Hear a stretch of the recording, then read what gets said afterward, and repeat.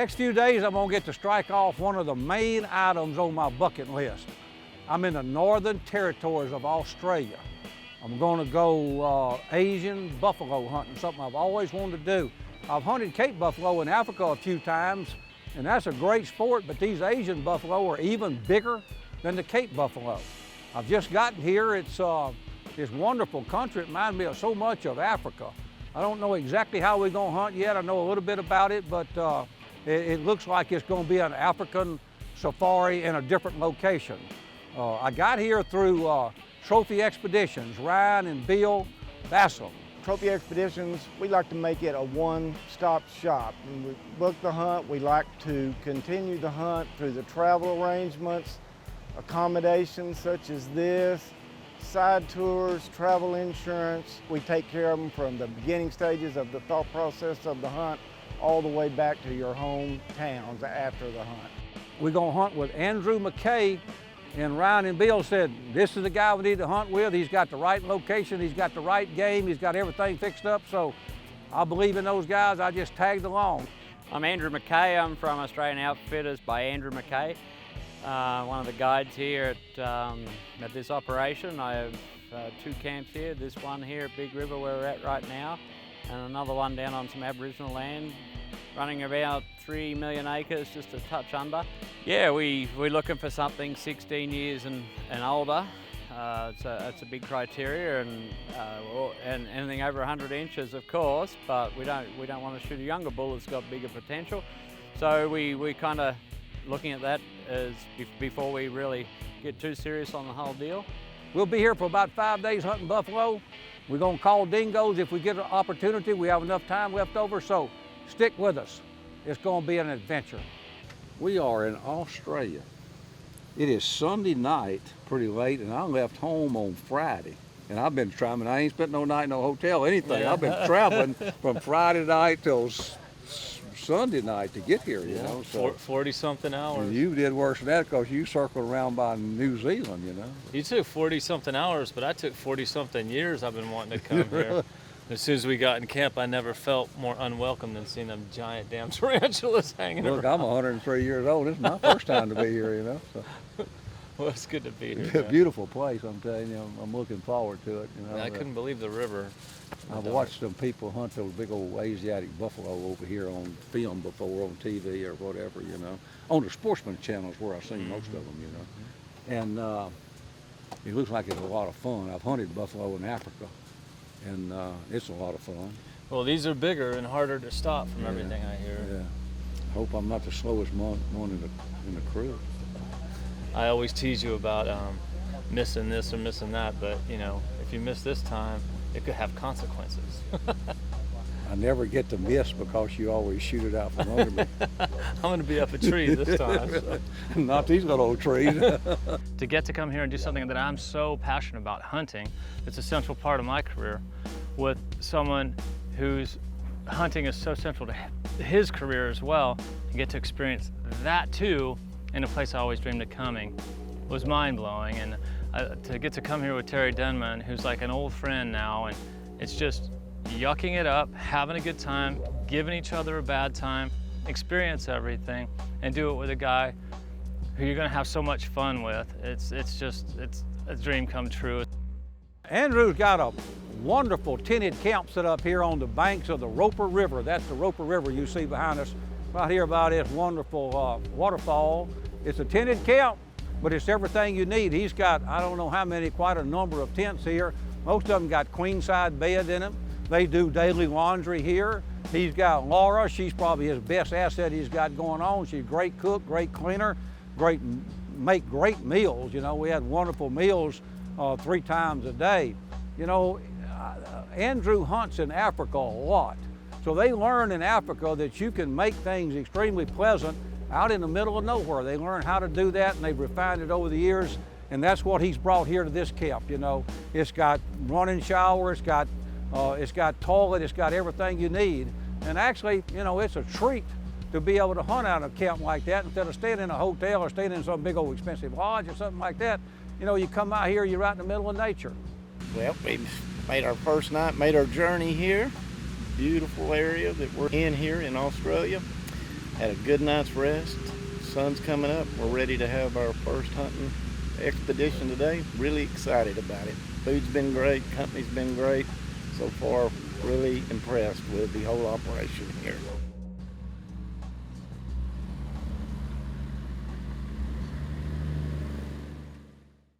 This segment was brought to you by Stoger. Works as hard as you do. I've had the great fortune to hunt Cape buffalo in Africa, and I always look down on maybe the Asian buffalo as not being as wild, the water buffalo, because they have been domesticated in Asia, and you see them yoked up, these giant animals. And I heard they weren't maybe quite as dangerous. Turns out they quite are once the shooting starts. They're not as randomly violent as Cape buffalo, but they are very dangerous despite having been domesticated. And this was proven day after day on the safari because we went out and it seems like we saw every farm animal on earth in the rural outback of Australia. I didn't imagine they have these wild scrub bulls, huge animals. They're cattle, basically feral, gone wild and nuts. And I mean donkeys running around, and donkeys that were scared of vehicles. And then we saw finally the Asiatic water buffalo, and some of them were almost immediately confrontational. They'd raise their head, they'd walk at you and do this crazy thing trying to get your win, actually working your way. And it was really cool to see. It was clear from the start they were extremely wild animal, but the cows and calves we saw as we looked and looked and looked unsuccessfully for a possibly shooter bull were definitely spooky, but they were approachable. And then we got on the bulls. The first one, I remember, I mean, it was wild as a white-tailed deer. We got snuck somehow within 50 yards and it was gone. We've been hunting hard. We've seen quite a few buffalo, but we haven't seen Mr. Big yet. And then towards late in the afternoon, bam, there he is in front of us. We don't know how big he is, but you can tell he's a big buffalo, but we don't know how big he is, but we know he's worth looking at, but the wind's not right for a stalk from where we're at. But Andrew says, I know how to drive around and get on the other side of him. So we drive way around this thicket that he was going into, get on the other side, actually turned out to be quite a bit higher than he, above him, get out, start making a stalk down that way where we think he is, and darn if we don't locate him.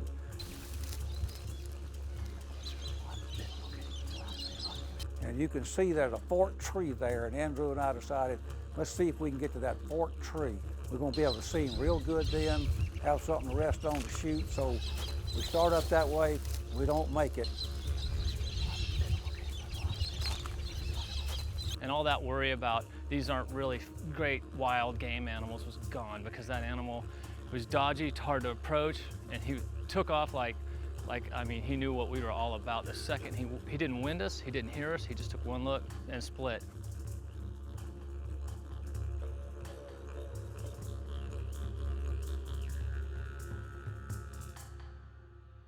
Well, it's pretty late when that's over with. We're just gonna hunt our way back into camp. Along the way, we found another bull, but he wasn't quite up to our standards, so we let him go. This is good Australian leg of lamb. Yes. So it's been roasting in the, oh, there you go. It's been cooking in the camp oven over there for a good 3 hours. Yep.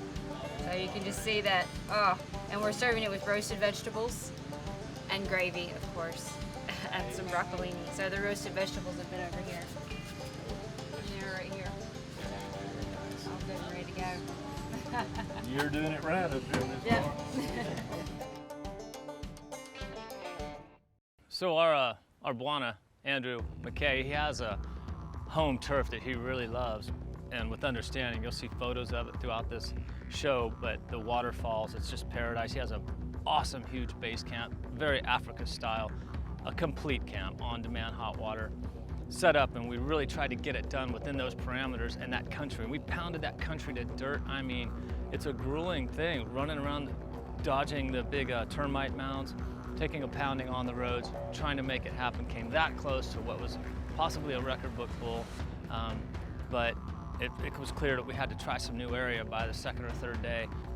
So we got a really rare treat. Everyone glumly packed up. We took off and did another long road trip, went to another area, and it turns out it's an Aboriginal homeland, an area that not anybody can go. It takes some permitting and some local knowledge and wheel greasing, I understand, to get in there. It's a place that's sacred to the Aborigines, where the government actually set up camps, and they, for a fee, let us stay there right on the ocean, the Southern Ocean. And it was just a phenomenal experience just being there, because you're not going to see anybody else. You're seeing country that 90% of the people, 99% of the people that get to come to Australia will never see. I'll never forget getting to experience that country that has been held in such high regard by the original people for so many centuries. Closed captioning provided by Fatal Shot Chokes. One choke, all loads. Well, we get to the Aboriginal camp about noon, maybe sometime middle of the day, I don't know when it is, but you know, we only got 5 days to hunt, and it's noon of the third day, so we spent, you know, half of this hunt. We need to get on hunting, so I'm pumped up, ready to go. I can't find Skip. Where's Skip? I don't know. So Skip was probably a beach bum in his early life, because he's out there with a stick walking up and down the beach flipping shells out. I don't know. Come on, Skip. Let's go hunting. Well, we only got a couple hours, so we get out there, we ride around. We are seeing a lot more buffalo sign. We've seen quite a few buffaloes, so we're a little more optimistic about this place than we were our previous camp. We come up on a place where a previous hunter had shot a buffalo, and part of the old carcass was left there. Andrew's gonna go do a little scout.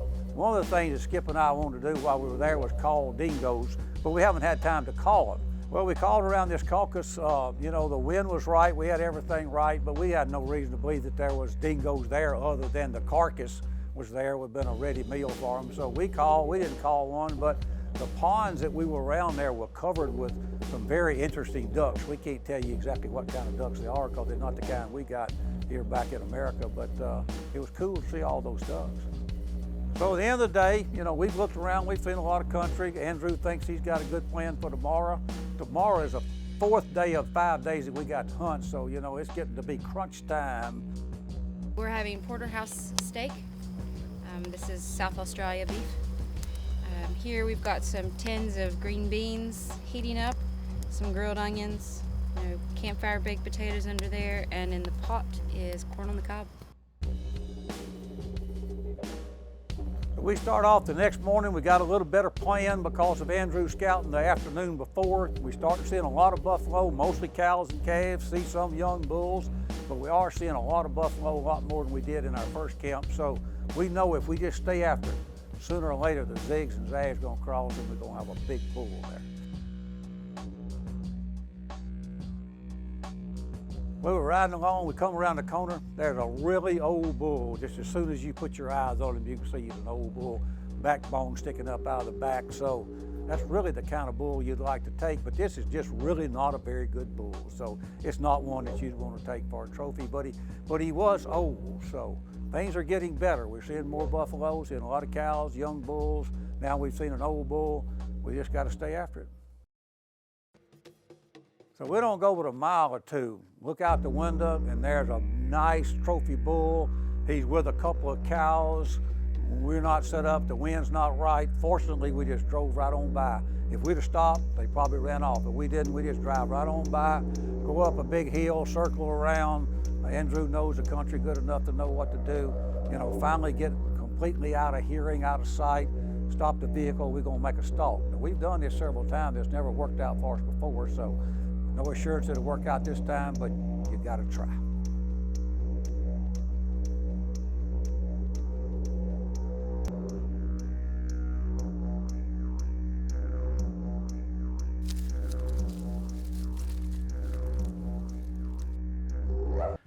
Feel the brakes go wham. It's the middle of the afternoon. Look up, there's a cow and a calf again, like 100 other times, except then it's not a cow and a calf, it's a cow and a calf, and this giant bull with these huge raked out horns and a body. Looks like a big square railroad freight train cargo box. And you're like, oh, you know right away there's something different going on here. Well, unlike all the other stalks we did, luck shined its face upon us this time. We get back to about where we think we saw him before, and lo and behold, there are the buffalo. He's with a couple of cows, and I think maybe one of these cows might be cycling because he don't seem to want to leave that cow very far. I think if he was probably by himself, it would have probably been a hard hunt for us, but he was hanging with that cow, and so we're gonna get up there and make the best stalk and best shot we can.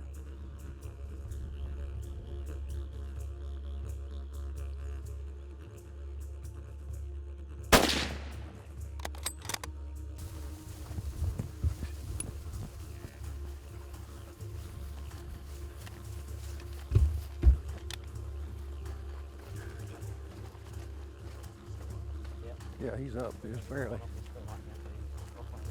Let's go to this tree right here.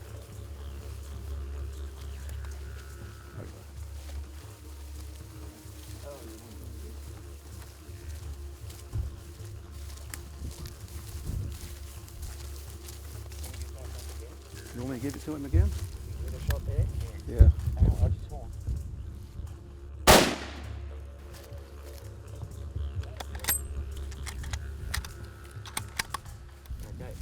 You gonna give it to him again?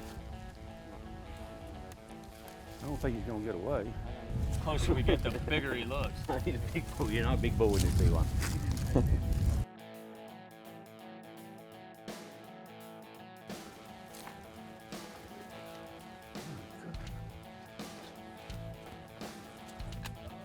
Congratulations. Thank you, sir. Thank you, sir. My God, look what an animal. Is that an animal?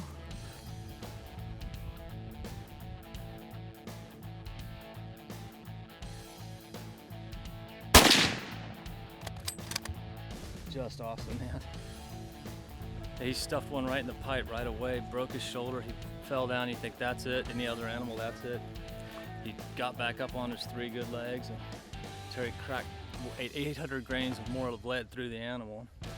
Gave him about 2 more minutes before he gave it up and laid his head down. They're formidable for sure. Got to be one of the tougher critters on earth.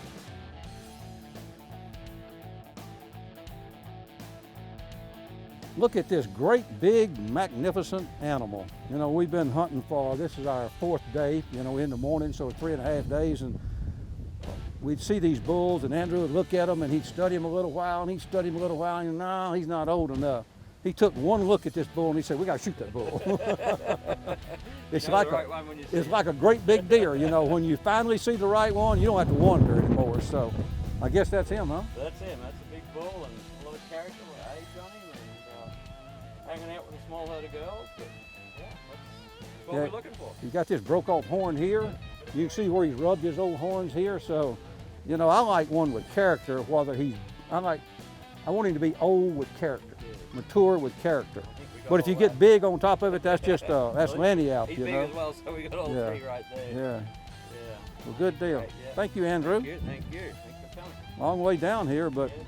So worth it once you get here. other than an elephant, I don't think I ever killed anything this big in my life, you know. I thought they'd be just a little bigger than Cape Buffalo, but they're considerably bigger than Cape 200 Buffalo. to 300 pounds bigger. Yeah. Quite a bit deeper. Yeah, than noticeably different, noticeably bigger. Well, I guess we need to jerk his hide off. Look for another one. Go find another one. Old Bill sorted it The zigs and the zags cross. out. Finally. You just stay out here long enough, the zigs and the zags will cross. Covered a you bit know, of so. country, they made us work, but Yeah. this weather's been a little funny. Yeah, it happens. Made a great stalk and finally we got the job done. Day 4 it was yeah, pretty awesome. We put a bunch of stalks in first that didn't come to anything, and finally we killed this 103-inch buffalo right here the second to last day. It was amazing.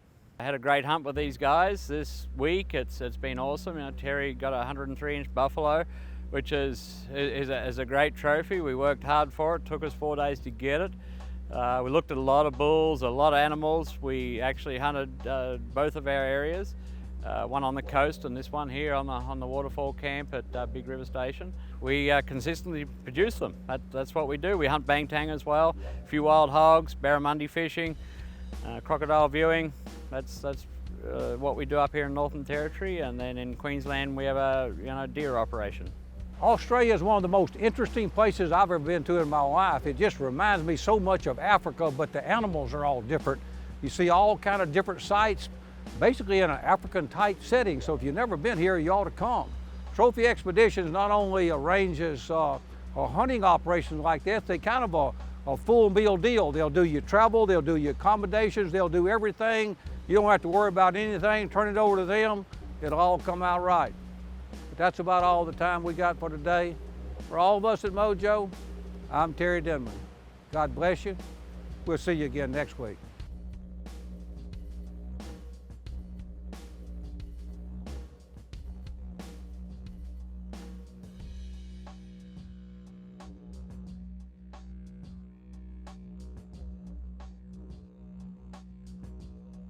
All hunts seen on MOJO TV are fair chase.